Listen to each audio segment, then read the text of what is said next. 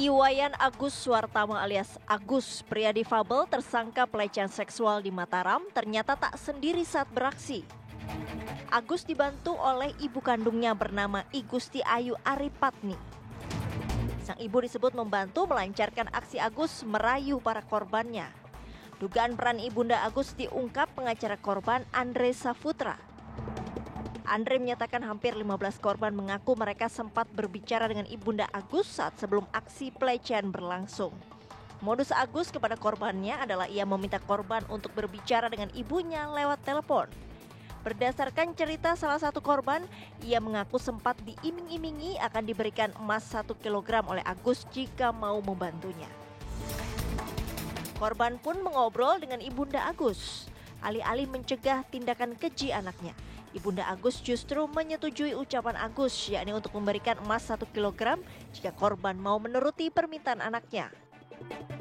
Pengacara korban menyatakan tiap kali bertemu korbannya, Agus disinyalir selalu meminta korban untuk menelpon ibunya.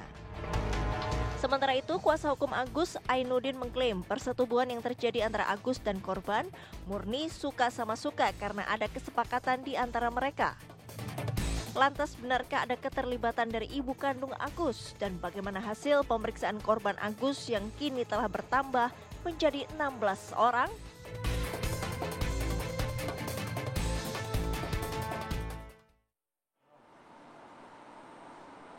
Ya, ini yang menjadi pertanyaan kita semua. Mungkin di awal pada saat berita ini kemudian menguak begitu ya di media sosial, kita sempat mengira betulkah kemudian seorang difabel tunadaksa tanpa lengan diduga terlibat bahkan melakukan pelecehan seksual. Hingga kini kasusnya bergulir dan ditetapkan sebagai tersangka oleh pihak kepolisian. Muncul dugaan baru bahwa Agus bertindak tidak sendirian. Terlibat ada seorang ibunda dari Agus yang kemudian juga terlibat dalam proses merayu dan juga memikat para korbannya.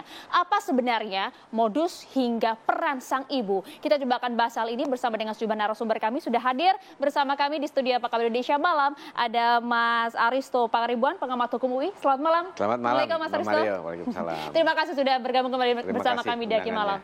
Dan juga sudah tersambung bersama kami ada Pak Andre Saputra yang merupakan kuasa hukum korban sekaligus pendamping korban. Selamat malam Pak Andre.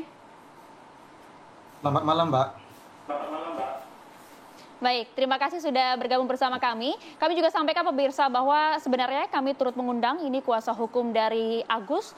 Namun hingga saat ini beliau berhalangan untuk hadir. Kami pun juga sudah meminta keterlibatan pihak kepolisian dalam Apa Kabar Indonesia Malam kali ini, tapi pun juga kemudian berhalangan untuk hadir. Kita masih tunggu hingga nanti dapat bergabung dalam diskusi pada malam hari ini. Tapi saya mau ke Mas Aristo terlebih dahulu. Ya, Mas Aristo, kalau kita melihat bagaimanakah untuk saat ini prosesnya sudah cukup bergulir, ya, bahkan saat ini ada dugaan keterlibatan dari sang ibu. Karena memang kalau kita lihat ada juga simpang siur, bahkan juga korban yang menyatakan memang sempat dihubungi oleh sang ibu. Gini, pertama untuk keterlibatan seseorang, apalagi ini ibunya, itu adalah statement yang besar ya. Artinya alat bukti itu harus betul-betul explanatory atau menjelaskan betul-betul peristiwa itu.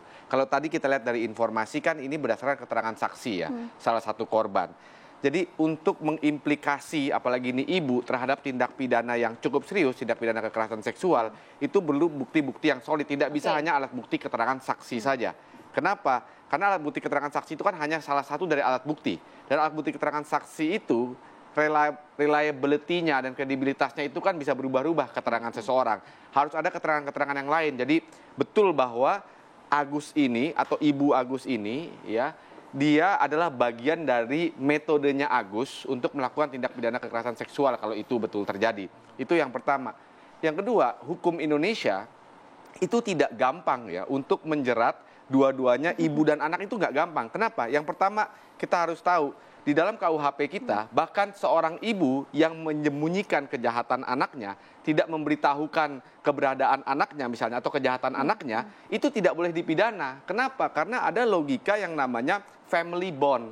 Jadi menghadap-hadapkan antara ibu dan anak dalam proses hukum, ibunya disuruh bersaksi untuk anaknya, anaknya suruh bersaksi untuk ibunya, itu adalah sesuatu yang traumatik. Nah, itu pertama di KUHP.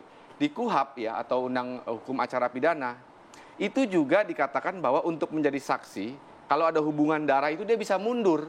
Karena kan masa keterangan nanti kan kalau misalnya ini Kalau misalnya ini kemudian disidik seperti apa yang dikatakan TV One, masa Agusnya itu bersaksi untuk memberatkan ibunya memberatkan Agusnya. Nah, ini kan yang dilindungi sebenarnya oleh undang-undang. Jadi ini statement besar yang alat buktinya harus betul-betul solid. Kalau dari informasi sekarang ini sangat parsial dan sangat prematur. Oke, sampai di sana dulu Pak Sarito, sangat parsial dan itu keterangan saksi pun belum begitu kuat untuk kemudian dijadikan bukti di persidangan. Saya langsung mau ke Mas Andre. Mas Andre, sebenarnya apa yang kemudian disampaikan oleh para korban yang saat ini jumlahnya bahkan sudah mencapai 16 orang. Bagaimana kemudian keterlibatan dari Ibunda Agus sendiri dalam proses tindak pelecehan tersebut, Mas? Baik, sebelum ke situ, saya ingin mengupdate untuk per hari ini itu ada 17 korban, yang dimana 9 sudah menjalani pemeriksaan di Polda NTB, yang diantaranya ada 2 usia anak di situ, begitu. Nah, untuk terkait ibunya, kami belum bisa memastikan terkait apakah ada keterlibatan atau tidak.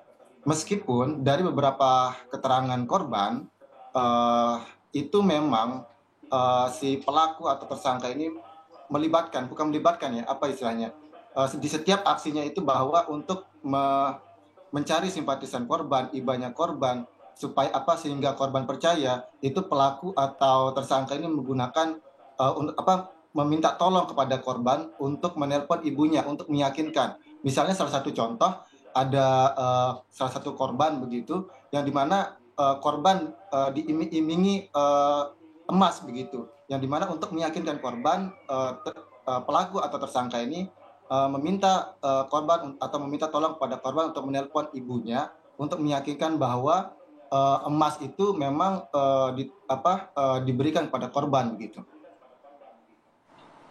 Oke, ini emas ini sebenarnya seperti apa disampaikan oleh Agus? Betul Mas, karena yang beredarkan informasinya korban ini kemudian diiming-imingi oleh 1 kilogram emas yang ditawarkan oleh sang ibu. Boleh diceritakan proses awal yang kemudian disampaikan oleh para korban ini, betul dari ke-17 korban tersebut juga mengungkapkan hal yang sama? Atau hanya dari beberapa korban saja? Hanya dari beberapa korban, Mbak. Hanya dari beberapa korban, sekitar 2 atau 3 korban begitu. Nah, untuk salah satu contoh yang memang terkait emas tadi, misalnya udah ketemu bersama pelaku tersangka atau tiba-tiba didatangi oleh pelaku tersangka di Taman Udayana, kemudian karena sudah korban ini memesan Grab untuk pulang ke kosnya, kemudian korban balik ke kos, kemudian si pelaku atau tersangka ini membutuhkan korban ke kos korban begitu. Korban masuk ke dalam kamar untuk istirahat, kemudian pelaku atau tersangka ini mengetok pintu kos korban sehingga korban keluar, kemudian pelaku meminta untuk berbicara di kamar korban, kemudian korban menolak karena kamar itu adalah privasi korban begitu, sehingga korban meminta untuk ngobrol di bawah begitu, di lantai bawah. Kemudian setelah mengobrol lama, sehingga korban menyampaikan kepada pelaku ingin istirahat karena capek, kemudian naik ke kamar kosnya, kemudian pelaku lagi naik ke kamar kos korban, mengetok pintu lagi, kemudian di sanalah terjadi begitu. Singkat cerita, pelaku mengatakan bahwa ingin alat kelaminnya dalam tanda kutip sedang tegang begitu, atau nafsunya naik begitu, kemudian untuk meyakinkan korban, pelaku meminta tolong untuk menelpon ibunya begitu di situ.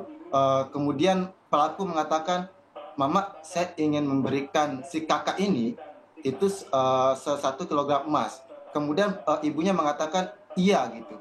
Nah, disitulah ada jadi korban berpikir itu ada keterlibatan ibunya, tapi dari sisi pendamping belum bisa memastikan bahwa apakah ibu itu ibu dari pelaku atau tersangka ini terlibat begitu.